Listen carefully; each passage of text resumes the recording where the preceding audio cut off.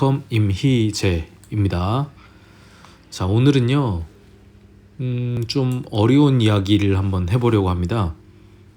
항상 코딩과 관련된 이야기를 모두 다 어렵다 이렇게 생각하시는 경향들이 있죠. 물론 저도 아직 어렵습니다. 하지만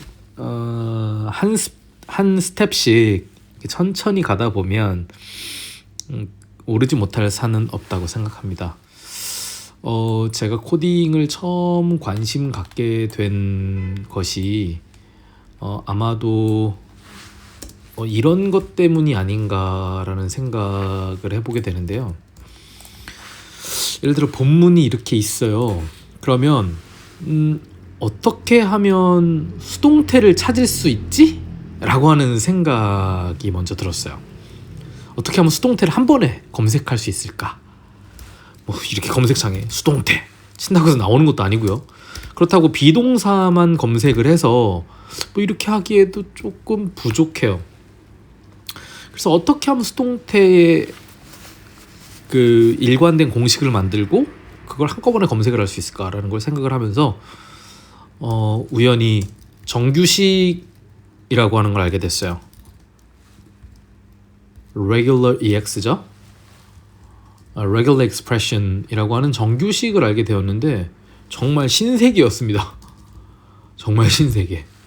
그래서 그런 것들을 어떻게 제가 접근하면서 코딩까지 오게 됐는지 너무 길게 말고요. 간단히 좀 이야기해 보겠습니다. 제가 정규식을 한번 써볼게요. 여기다가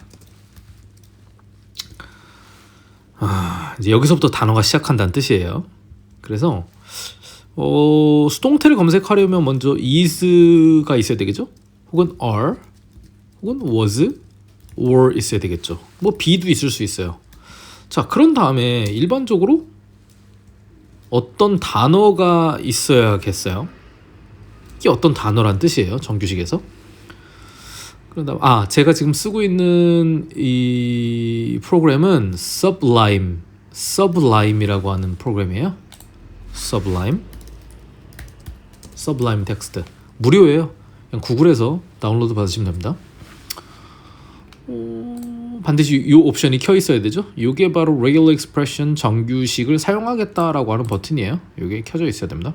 자, 다시 한번 이야기를 이어나가면, 자, 이렇게 한 다음에 끝자리가 말의 끝이 ed로 끝나는 경우를 한번 검색해 볼게요.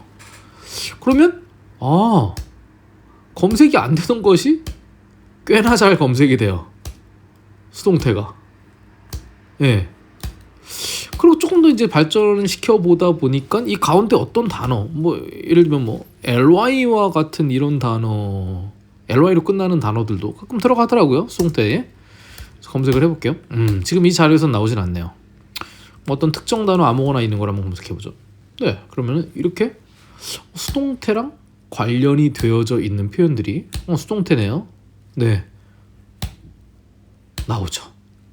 그래서 이 정규식을 이용해서 처음에는 모든 문법 공식을 한번 다 찾아보자. 그래서 수동태는 이렇게 지칭을 하게 되었고, 그 다음에 완료 같은 경우도 찾을 수 있겠죠. 간단하게요. 완료는 어떻게 돼요? 여기가 has, have, had 이렇게 들어가겠죠. 그 다음에 다시 ed가 들어가면 될 텐데 한번 검색을 해볼게요. 뿅. 완료도 꽤나 잘 찾네요. 자, 그런데 이제 큰 문제가 있었어요. 왜냐? PP의 모습이라고 하면은 규칙적인 동사에 ed가 들어가는 모습도 있지만, 예를 들면 written과 같은 단어도 있잖아요. 불규칙한 형태. 그럼 이런 단어들을 어떻게 찾아야 되냐? 예를 들면 여기서 have pp라고 한 다음에 이 자리에 ed로 끝나는 말도 찾고 written도 찾아라. 이렇게 다 일일이 다 입력을 해줘야 되거든요. 또 다른 형태 있죠? chosen 같은 것들도 있으면 다 찾아라. 그런데 저런 불규칙 형태가 한두 가지도 아니고 이 공식 안에 다 우겨 넣자니 너무 복잡한 거죠. 그것 때문에 제가 코딩을 파이썬을 시작한 것 같습니다. 그래서 파이썬에서 리스트라고 하는 개념 이용하게 되고요. 또 어떤 파일로 만들어서 뭐 텍스트 같은 파일을 만들어서 그 파일에서 불러오기 해서 저 공식을 한 번만 써놓으면 반복해서 이제 불러와서 쓸 수 있게끔 만들어놓은 그런 것들도 좀 나중에는 좀 하게 되었어요. 그래서 오늘은 간단하게 첫 번째 편으로 이런 발상으로부터 시작해서 파이썬으로 왔다 하는 거 말씀드리고요. 몇 가지 이제 정규식들을 좀 아셔야 되겠죠. 방금 말씀드린 것처럼 역/b라고 하면은 여기서부터 단어가 시작된다라는 뜻이고 역/b라고 다시 치면은 여기가 끝이다라는 점이에요. 그랬을 때 뭐 디지트 숫자만 찾고 싶다라면 역/d라고 하면은 숫자만 나오죠. 이렇게 숫자만 걸리게 돼 있어요. 약간 더 머리 쓸 수도 있는데 뭐 이렇게도 숫자가 나오고 이런 마이너스 표시가 나오고 다시 숫자가 나오는 경우만 잡아봐라. 그러면 이렇게 이런 경우들도 잘 잡히죠. 조금 더 머리를 써보면 요게 이제 문장의 시작점이란 뜻이에요.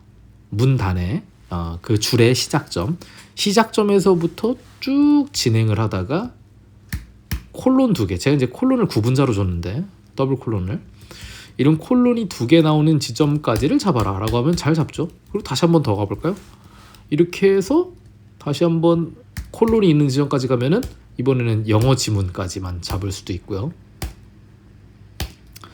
마지막 이렇게 또 한 번 더 끝까지 가게 되면은 또 이제 완전히 끝까지 가게 돼요. 이렇게 그래서 끝까지 다 한 줄을 끝까지 다 잡게 되고 이거를 또 메모리에 넣는 방법도 있어요. 한번 간단하게 보여드리면 이렇게 괄호를 쳐서 표시하면 괄호를 만약에 이렇게 3개를 치잖아요.